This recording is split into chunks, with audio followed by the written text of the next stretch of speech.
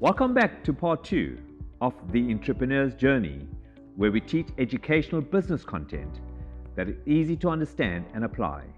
When providing a particular product or service to a group of people, it is important to remember who exactly is going to buy or use your product. If this is not clear in your business, you may encounter difficulty in generating consistent sales. When you define the exact group of people at which your product is aimed at, you will have a better understanding of what your target market is willing to spend their money on, the types of goods and services that will appeal to them. Let's take a look at the following business story to get a better understanding of these items and see how we can apply them to your own business so that we can increase our sales.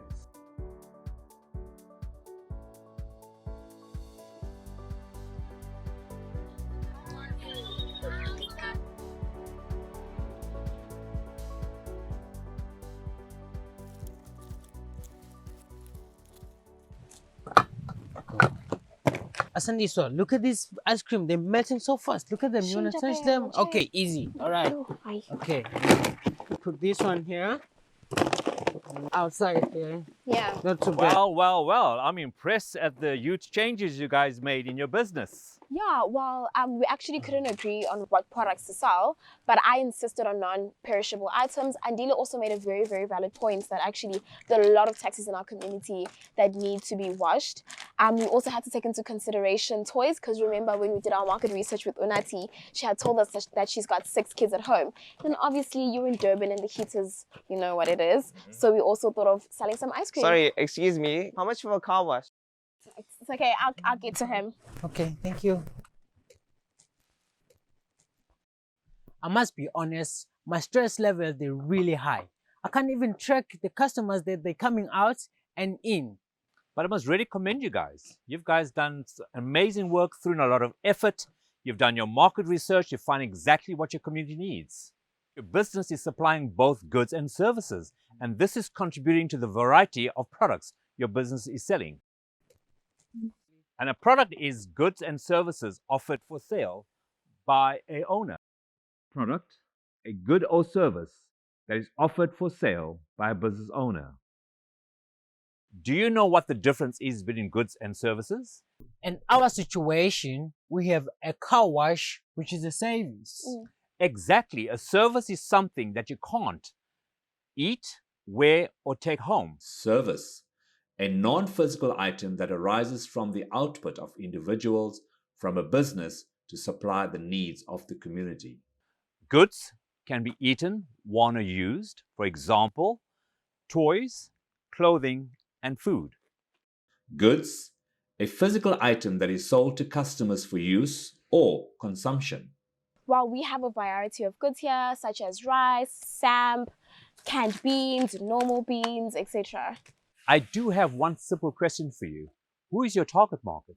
Target markets? What do you mean by target markets? Your target market are customers that will most likely buy your goods and services.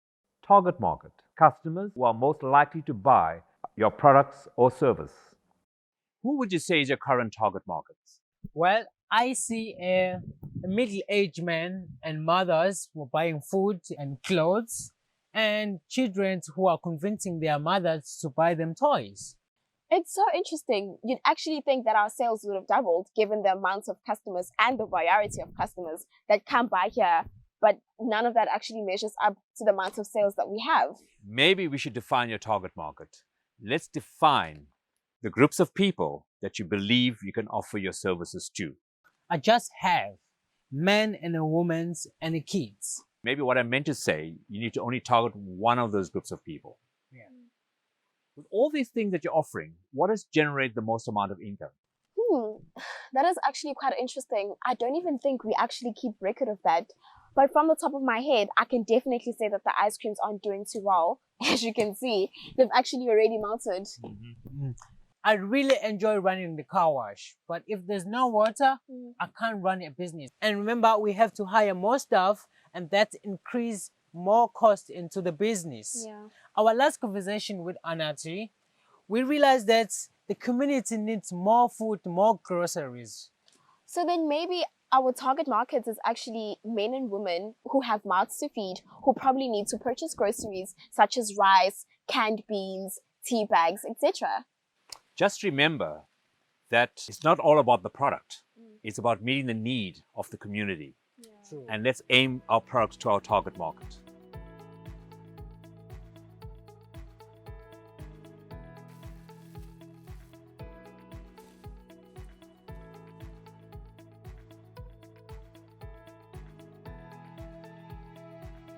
If you want to make enough sales, you need to choose to sell a product that is aimed at a specific target market to help refine your business.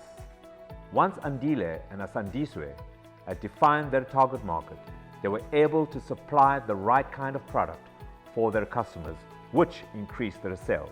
Let's take some time to reflect on the following questions.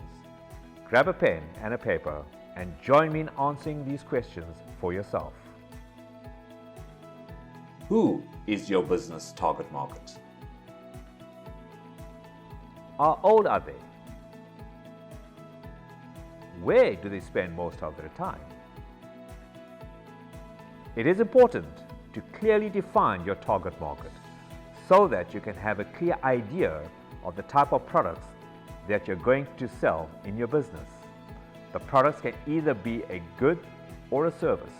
Can you define what a product is? Does your business supply goods or services or both? List the goods or services sold in your business.